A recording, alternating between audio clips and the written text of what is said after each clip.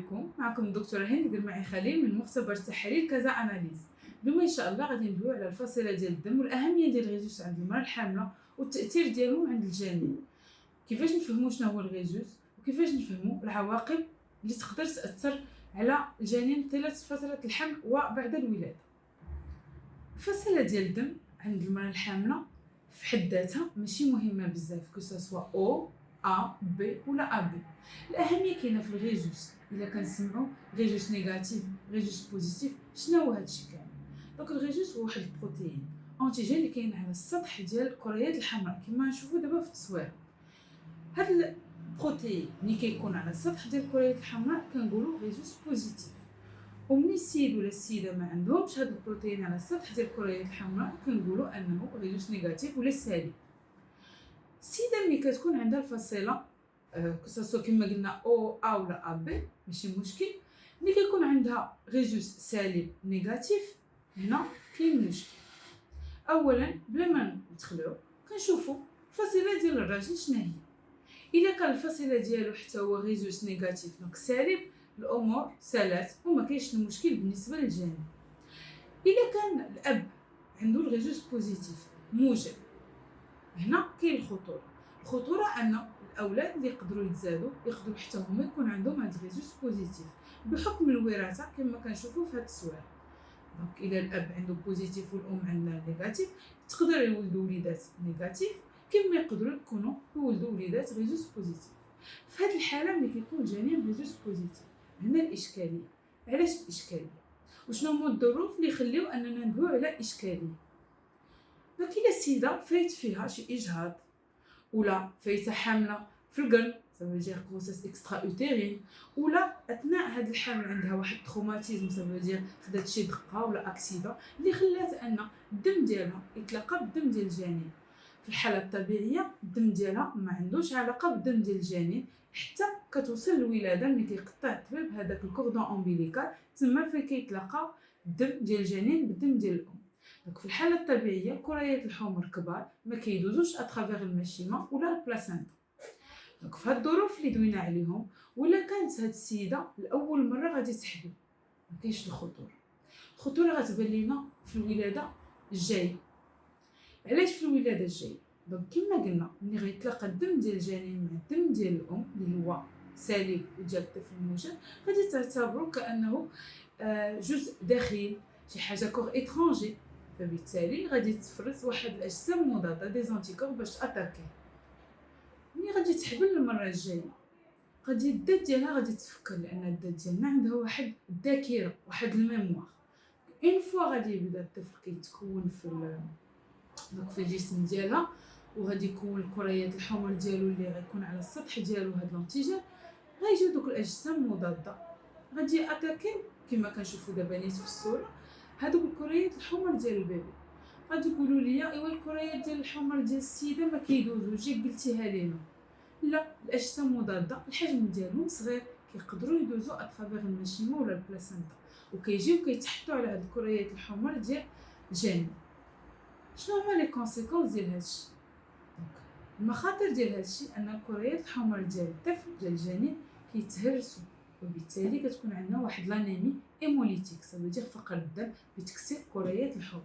هادشي خطير بزاف، والخطوره كتكون كل ما كانت السيده عندها اجسام مضاده اكثر سافو مشات اتاكات غلوبول روج دي زيماسي كريات الحمر اكثر.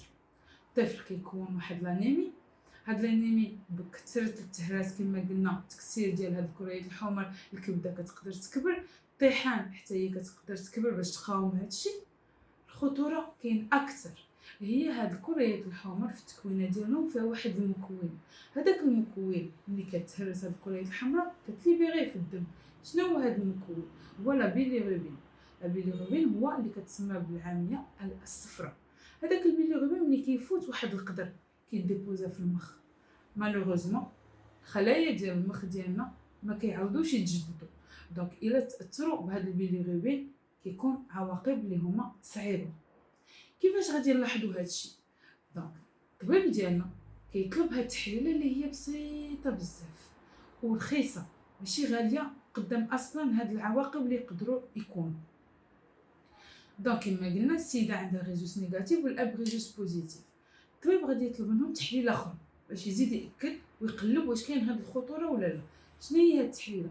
الاغاي ريشيرش داغلوتينين ايريغولير، دونك يقلب على واش كونات الاجسام مضاده. الا ما كوناتهمش سي بون، هاد التحليله غادي يعاودها. الا كوناتها هنا كيكون واحد المراقبه مدققه بالفحص بالصدى بليكوغرافي باش كيشوف واش بداو كيبانوا الاعراض على الجنين. وإلا بانوا هاد الاعراض وكان هذاك لو ليكيد امنيوتيك صفر هادشي اللي قلنا، كيقدر يوصل لحاله لا ترانسفوزيون، كيعطيو الدم للبيبي الفيتوس داخل الرحم ديال السيده الحامل. دونك كما شفنا هادو العواقب كيقدروا يبانوا لنا حتى ملي كتولد السيده. ملي غتولد غادي نلاحظوا بان هاد الطفل، هاد الرضيع وليد جديد، عنده ليكتير بوصفير في النهار الاول. هنا باش نفسروا بان هذاك ليكتير بوصفير ديال اليوم الاول كيختلف اختلاف كبير مع ليكتير فيزيولوجيك العادي اللي كيقدر يجي لاي طفل في اليوم الثالث ولا اليوم الخامس. هاد بوصفير اللي كيجي في اليوم الاول il doit sonner la sonnette d'alarme. Il doit tirer la sonnette d'alarme. Ça veut dire نردوا البال بزاف. وديك الساعه الطبيب كيطلب، لو بيدياتر كيطلب واحد التحليله اللي هي البيليروبين عند هذا الرضيع باش كيشوفوا النسبه ديال البيليروبين واش كثيره وتكون ديبوزات في المخ اللي كنسميوه ليكتير نوكليير واللي عنده مخاطر كبيره كما قلنا، ولا الحمد لله داكشي ليه الدواء وغادي يعطيو حتى هو لا ترانسفوزيون سي نيسيسيت ولا صافي راه الامور دازت بسهل. دونك الا لاحظتوا هاد التحليله اللي هي بسيطه بزاف غنشوفوا العواقب ديالها كيفاش كبر بزاف. هادشي اللي قلنا ماشي باش نخلعوا به الناس، هادشي اللي قلنا باش نديروا الوقائيات ونحميو هاد الام الحامل والجنين من المخاطر. الحمد لله كاين الوقائيات. parmi الوقائيات هو واحد نوتي دي زيمينوغلوبولين اللي كيعطيهم اللي كيكتبهم الطبيب، اللي كتقدر السيده الحامل ديرهم في الشهر السابع 28 اسبوع من الحمل، واللي ولا بدا وكنأكد خاصها ولا بدا ديرهم بعد الولاده 48 ساعه الى 72 ساعه، 3 ايام على اقصى الحدود. ولكن حتى نكونوا درنا للجنين الوالد زعما الطفل الرضيع نديروا ليه حتى هو تحليله ديال الفصيله ديال الدم. الا تصاب هذا الرضيع عنده ريزوس نيجاتيف، الام ما عندهاش علاش تاخذ هاد لونتي دي. ولا تصاب حتى هو عنده ريزوس بوزيتيف، هو علاش كندويو دابا بيان سور خاص الام تاخذ. علاش كتاخذ هاد لونتي دي؟ كتاخذو باش كيبلوكي هادوك لي زانتيكور الاجسام المضاده اللي كتكون كونات باش ان شاء الله الولادات الاخرى دوز بالسلام وما يكونش مشاكل.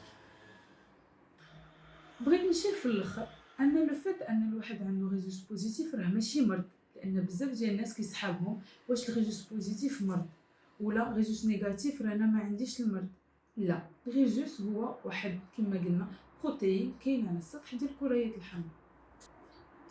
كنت معكم دكتوره هند قرماعي خليل من مختبر تحاليل كذا اناليز. الا عندكم شي اسئله ولا شي تعليق خليهم لينا اون كومونتير ولا خليهم على لاباج فيسبوك ديال لابوغاتوار كذا اناليز، وتابعوا فيديوهات اللي قبل الفيديوهات اللي جايين ان شاء الله باش تعم الفائده اللي جايه.